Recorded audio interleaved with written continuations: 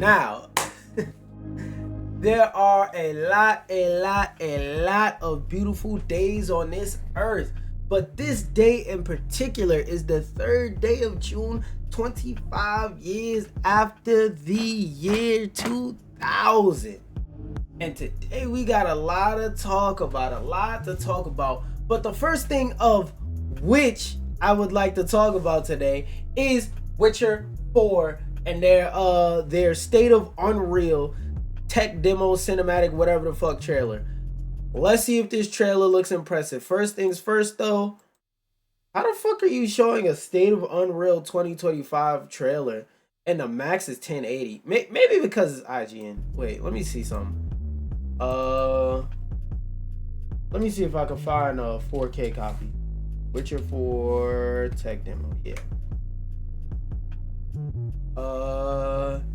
New 4K, there we go. I'm not gonna watch this whole thing because this shit is 16 fucking minutes. But yeah, we not watching that shit in 1080. Yeah, let's do 1440. Because my computer can handle it. I mean, over YouTube/Twitch, y'all not gonna be able to see it in 1440, but I will be able to. And I'm gonna say it right now. This shit look crispy. Even though it's only 60, it look crispy. Oh my god, all this boring shit. Yeah, this is what we need. This is what we want to see. Sleep is he, the plowing plonker. Break me pearlies on this blasted pit. Not actual gameplay, just in case y'all need to know. We can tell, nigga. Even for something that's pre-rendered though, this looks kind of clean. Like if I didn't know better and I was running this on a piece of shit computer, this would look dumb realistic. They got a caption? No. And don't worry if you hear the audio glitching a little bit, that's on my end. That's my computer. That's not the actual trailer. Oh, what the fuck?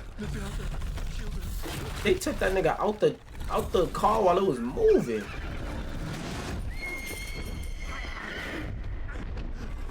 Yeah, that shit straight about to burn his ass. Oh, he in the sky. Nigga straight lifted his shit. Not gonna lie, it's a pretty cool tech demo. I don't know about rendering wise if this can be live rendered, but pre-rendered wise, this looks pretty good. Not bleeding edge or anything, but it still looks pretty good. Don't know nothing about Witcher, so I don't know what the hell this has to do with the story. Don't care either. Not even sure I'm gonna play this game. If it's on Game Pass, I'll play it because I'm a Game Pass partner now. Damn, that's the butt-eating demon. He came to bite a nigga butt cheek off. When nigga was singing, "Let a nigga bite your butt." That's what happened. That's the niggas that be trying to bite bitches' butts at the club for real. They be like, "Shorty, let me just bite your butt. Let me just bite your butt. I got that aura. I got that riz." Be using all types of dumbass words off of TikTok they don't even know how to use. Yo, shorty, I'ma hit you with the riz. Don't nobody say that.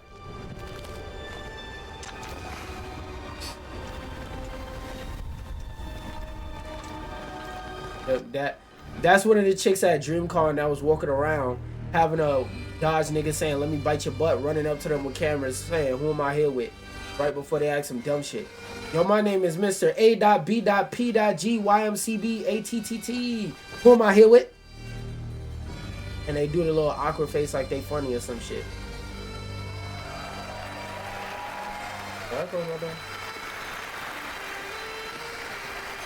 This is going straight on 1.5 because I don't know if I'm gonna give a fuck. Thank you, everyone, and welcome to the State of Unreal at Unreal Fest Orlando. We're here to show you what's next with Unreal Engine and so much more. We are thrilled that you're able to join us. Thank you. But first things first, I'm here with Sebastian and Qaptain from CD Projekt Red. Wait. We have a lot to talk about. Hey guys. Is the rest of this like fucking? Thank you, Wyatt, and hello everyone. With The Witcher 4, we're stepping things up. And Okay, this is about The Witcher 4. One that truly understands that great open world games are all about art and technology coming together. Yeah, and look, our goals are completely Okay, well, what aligned about the here. game, And nigga? around the launch of UE5, your awesome team at CD Projekt Red and Witcher. There we go. I want to see something related to the game. What the fucking game look like? Sure, let's do it. You got the DualSense, one of the best controllers of all time, best controller of this generation for sure. Of The Witcher 4. What you just saw, and are going to see now, is running on a standard PlayStation 5 at 60 FPS with ray tracing. So in the game, you'll be playing as Ciri, a professional monster slayer, a witcher. She explodes. On y'all end, y'all can't see how beautiful this looks. Y'all might just have to look up the trailer for yourselves, because I know this 1080 60 and my stream is compressed. But yo, even with the YouTube compression, Twitch compression, whatever, looking at this trailer on my screen, oh my god, this shit looks beautiful. And then technically, I don't even have the right screen to look at this. So if you really got a good TV and you run this bitch on your PS5, these two characters need to feel like one. Since you're gonna explore the world on like horseback. dead ass. Be real. If somebody paused the TV or something like that, and you walked by and just glanced over, and this is the frame you seen before you looked about your way, you can't tell me like this. Like, ignore the fact that there's no UI. Let's say there's a part of the game where the UI isn't there for immersiveness or whatever the fuck. If you look at this at a glance, this shit look real, bro. Like, this actually looks like something from a movie. Like, you know how you could tell a difference between like a video game, like an older video game from like the PS3 and stuff like that, where you could tell it was a person. It wasn't like in a PS1 where they got the flat faces and obviously it looked like a video game. No, like the PS3 where it started to actually like look real, and then now we're on to the PS5, damn near the PS6. And at this point, if I didn't know I was watching a presentation about a game and somebody walked by with no context, this looks like something filmed from a movie. This don't look like a video game. Like, technology has really came far. Like, bro, let me show you the type of fucking games I grew up with. I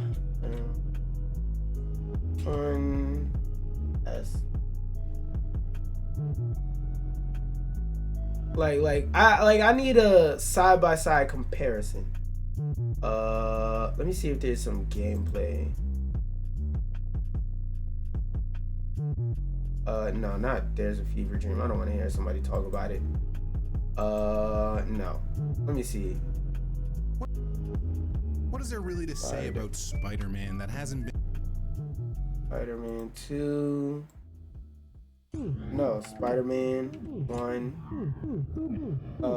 PS2 gameplay. There we go. I want to hear the fucking... Oh, there's the walkthrough. There we go. Random walkthrough.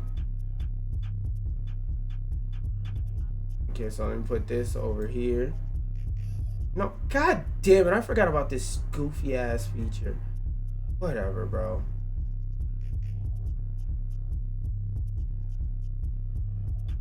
What the fuck is this feature, bro? Exit out. I gotta pull it off my fucking screen. Oh my god, this is legitimately the dumbest fucking feature they added. Windows already has a feature that does this. Like, I'm gonna just take a random part of the game. Like, you see how... And let me move my face for this example. No, not that. What the fuck is that? Why would I be clicking that? You see how, like, on this side, this is the Spider-Man PS1 game, and this is the Witcher game. Like, just a side-by-side comparison. You can tell that this is a video game. It looks fake. Like, no matter what random part I go to, it looks like it's a video game. You know what? That's a bad part, because they got the background. Like, if we ignore what the UI looks like, if we ignore the UI, this looks like video game graphics. Look how stuff is boxy. Textures aren't really popping out. Everything just looks fake. But with this one, it dead ass looks real. Like, I need a side to show y'all a side-by-side comparison so y'all really understand. Like, look at this water. This water's fucking flat. There's no grooves to it. There's no curves. There's no... The meshing for it is just non-existent. And look, even this, it's just white splashes all over the place. Water doesn't always look like that when you splash it. Like, games, in terms of graphics, have came far. But, you know, niggas still on a... There's a nigga out there that can't visually tell the difference between 60 FPS and 30 FPS and 120 FPS going, bro, now I gotta get this on my chest. Graphics haven't improved over the last couple generations of gaming. Nigga, shut up. Nigga, shut up. You still play games in 30 FPS. You still believe the human eye can't see past 60 frames. Shut your goofy ass up, bitch, nigga. Yeah, and to support that, we're introducing multi-character motion matching in Unreal. So Siri and Kelpie, they're perfectly synchronized when mounting from any angle and speed. And we also support root motion movement on Kelpie, so controlling her feels realistic and grounded. That cape looks kind of fucked And there are up. also some really nice improvements to our Unreal Chaos Flex Solver and these machine-learned deformations. So you've got realistic muscles moving and stretching under Kelpie's Like, bro, y'all might have to like look up and watch the uncompressed version of this. But if somebody walked by and seen this, they would just think I'm watching some National Geographic History Channel type video where they're zooming in and they're about to show me something about the anatomy of a horse. Whole time this is a fucking rendered fake cutscene in a video game. Oh my God. I would hate to be a lawyer or be a famous person with a lot of enemies because somebody could 3D model some shit this detailed and fake about me, and it's gonna be real fucking hard to argue in court. I'm predicting that in the next, let's say, 10 years, video evidence in court is just gonna be So let's leave Siri behind for a like second. done. Of the world Like nobody's gonna believe so this much shit. of the Witcher world is natural. You could just say it's AI or it's pre-rendered, and niggas, there's a chance niggas will believe it because look at how good we're able to make this shit So look. many of their old constraints. But we don't want to rest until everything we do in Unreal has that same spirit of freedom. There's always more work to do. And foliage is a huge piece of that puzzle. So we are excited to introduce nanite foliage. Because without getting too nerdy, two of the hardest things to replicate, and the top 3 hardest things to replicate, like digitally visual wise, are trees/grass. They're hard to replicate for the same reason without going down. Trees/grass, accurate clouds, and I don't mean like when you're looking up at the clouds. I mean like when you're playing a game like, let's say, Spider-Man, where you're swinging amongst the clouds. And what was the third thing I was gonna say? Water. So like when water is moving down a river, you see how like in a PlayStation 1 Spider-Man game it just looked flat versus the water, which in some point here you'll actually see grooves and curves and stuff like that. Like those are the 3 hardest things to make, like modeling wise, and this shit all looks real. Like it looks indistinguishable from real life. That's why they're mentioning it in specific. We believe that a new idea was needed. So instead of the same card approach we've been using for the past 20 years, artists should be free to take a nanite approach to foliage, modeling every single leaf and pine needle. And the old LOD tricks of the past, they needed a complete rethink. And in their place, it's and all of the leaves and stuff like that are moving in unison properly, like they would in nature if a real tree was blowing wind. Like if wind was really blowing on these trees. The changing light of our dynamic sun and our shadows, and they allow artists to render wind. Yeah, lighting, I don't give a fuck about that. I'm turning ray tracing the fuck off and shadows on. No compromise means how ambitious we are when it comes to bringing our vision to life with incredible visuals. But more than that, together with Epic, we created faster way to load the world. We can now bring in more content more quickly for the smoothest possible experience as we fly down. The reason why I in specific like this is because usually with these tech demos, they show like just made up shit from projects that we're never gonna fucking see ever. Like they're just showing stuff just to show what can be done. I like that they're showing something in an actual game on an actual console. Now, if you remember Puddlegate, take this with a grain of salt. If you don't, sometimes they show previews that in a technical sense look better than what they actually can look like. So keep that in mind, but this looks fucking amazing. Like, it may sound like I'm dick riding, but if you understand how much on a technical level, how far I've seen technology come, not only that, and as well as like how responsive the world is. Not only how far I've seen technology come, but also like if you have an understanding and appreciation for how hard it is to not only build an engine that can do this, but how much work the artists, like the graphical design artists behind all of this, the 3D modelers and stuff like that, what they gotta do to make this shit look real. This is beautiful. And there's still people that don't understand that type stuff that think gaming is not art. Like you probably suspect, he has his own agenda in all of this. You have your tits again, Wilfred. Get your ass up. A typical day's toil. Who in? Ah, the choice. on using my wagons. No eternity is taking that damn salt to arrive.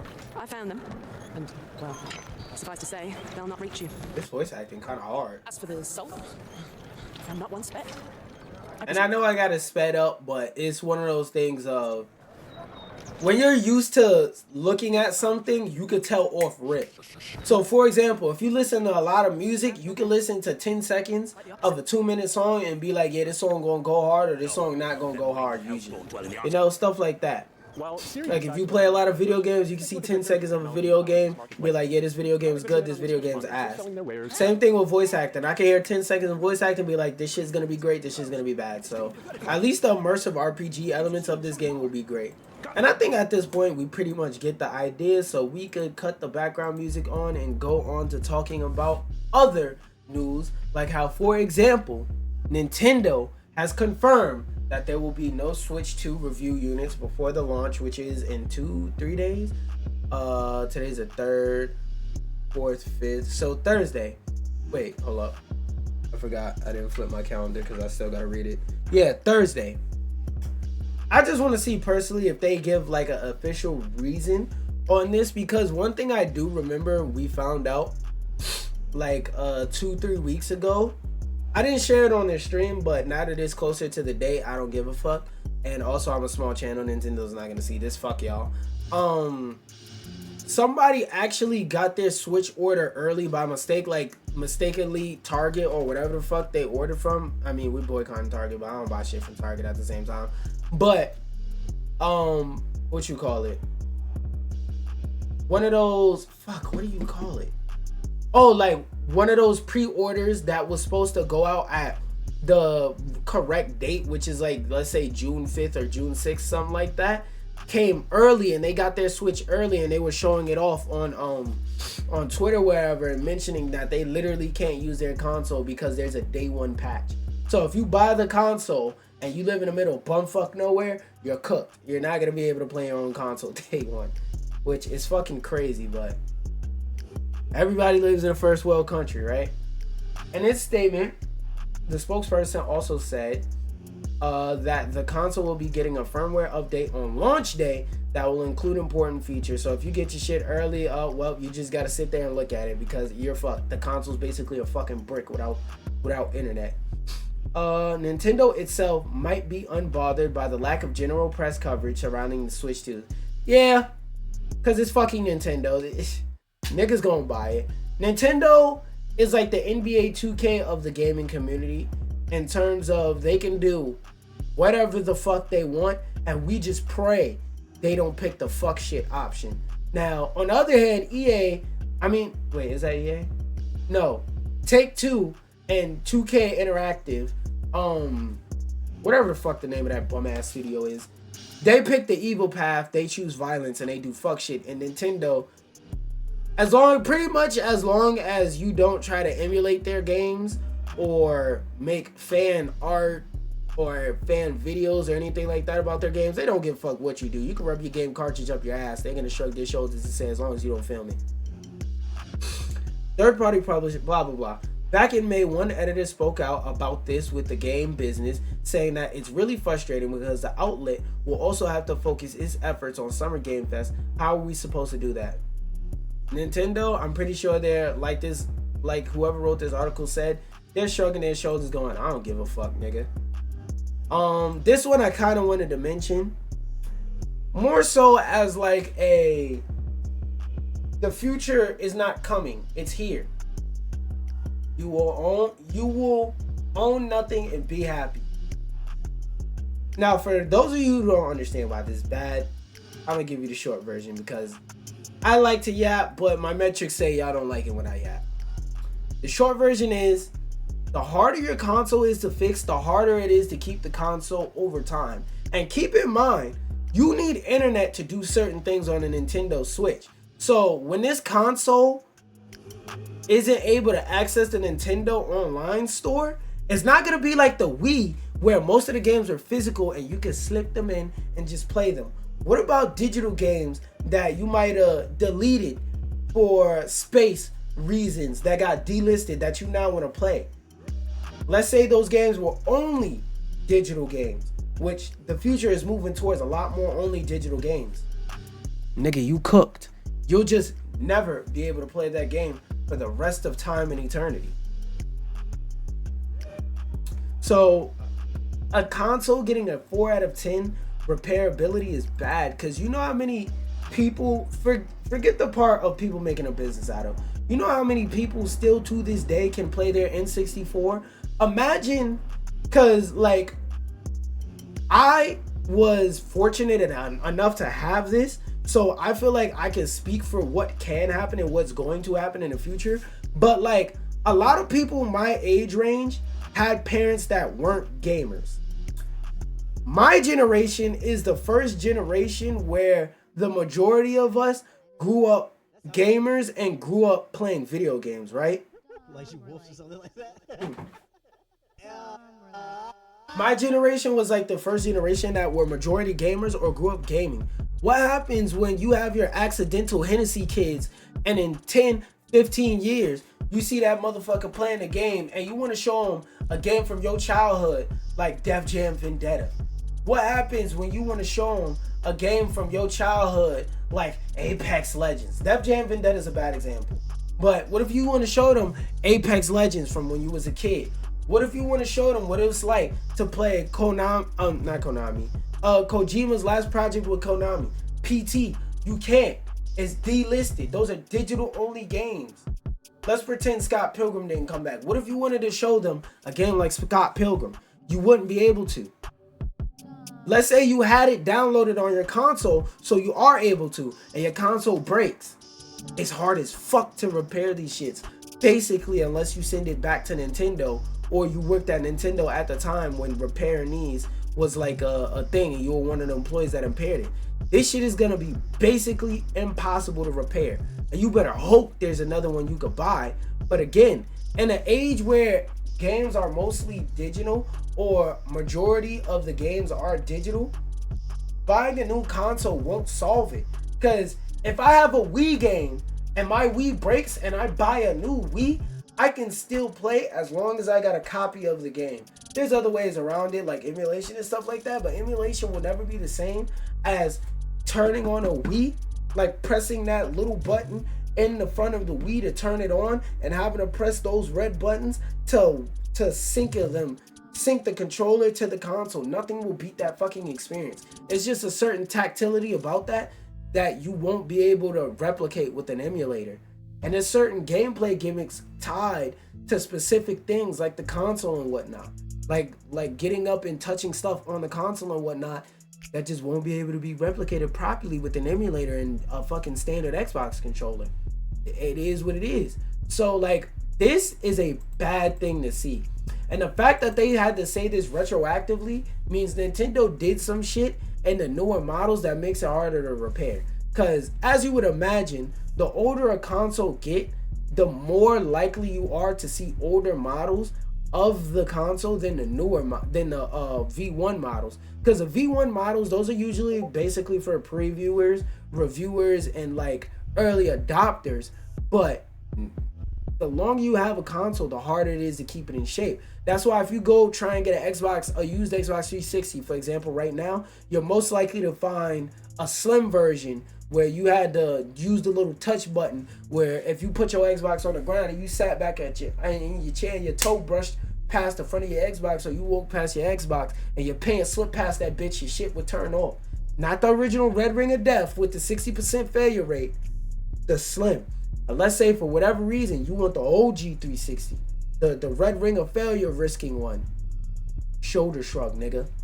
You're not likely to get it because that was the first one. And like, imagine for museums that want to keep those shits in there and keep them working so that people could play those consoles.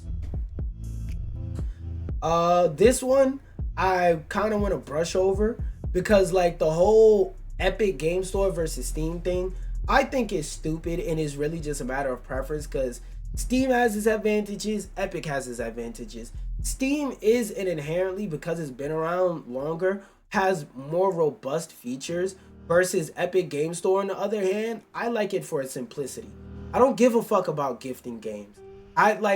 I've been gifted games before, and I've been given games through Steam because, you know, like, I'm a content creator, so sometimes I'll get like review copies of games and shit like that, or even like people saying, oh, I want to play the game with you. If you're not willing to buy the game, I'll buy it for you and gift it to you. Like, whether it be people in the audience or like just friends saying I'll gift it to you to play and shit like that. Like, people have done that for me, but I've never gave a fuck about doing that shit on Epic. That's why I like its interface. It's nice and fucking simple. You click the goddamn interface, you go to the games. And I'll always use that clip of when my pops, somebody who's never gamed on PC, and I pulled up both the interfaces and said which one looks better. And he pointed to the Epic one and said, I like that one better because it looks more clean. The other one, Steam, it looks like it got a bunch of shit all over the place. One of the greatest fucking videos I ever made. But Epic boss Tim Sweeney admitted last month that the Epic Games launcher is clunky. I disagree with that. I think the Steam launcher is clunky because, for the cited reasons, like 2 seconds ago, it's just shit all over the place. And I get that all those buttons mean something and that all of them are functional, but at the end of the day, I just want to get to my fucking game. Fuck all them fucking extra features for no reason all over my screen. The Epic's game launcher is clunky. I don't agree with that. Even after years of building the store on PC, we know there's still a ton of work to be done to deliver a world-class experience. I think y'all gave a world-class experience and that y'all don't need to try and be like Steam. Because what it sounds like is, I don't know what the term is, but you know when somebody starts having competition and them and their competition are neck and neck and their competition gets one step ahead of them by doing something and they instantly try and copy and try and be exactly like their competition and start slowly morphing into their competition instead of being what makes them unique and what makes them beloved by you. That's what this feels like. Like, bro, we like the simplicity. People who use Epic on purpose over Steam, we like the simplicity. Your shit is not clunky. Your shit is simple and straight to the point. Long overdue features on the way. I mean, this is a good sign though, because I like competition because rising tides raise all ships. But still, I like that your shit is simple. And I was going to go over this article, but we're getting a little long. And TikTok, yeah. The platform fucking sucks and it has a lot of misinformation. TikTok, I wanted to in specific mention that out of every platform, TikTok has the worst search bar I've ever seen. You'll search for trees on TikTok and you'll see a fucking video of a bitch shaking her ass in the woods. Nigga, that's not what I was asking for. I mean, I'm not mad that I saw it, just to clarify. But when I searched Birchwood, I didn't mean I wanted to see a bitch twerking in the woods. Nigga, I wanted to see a fucking video of a Birchwood tree.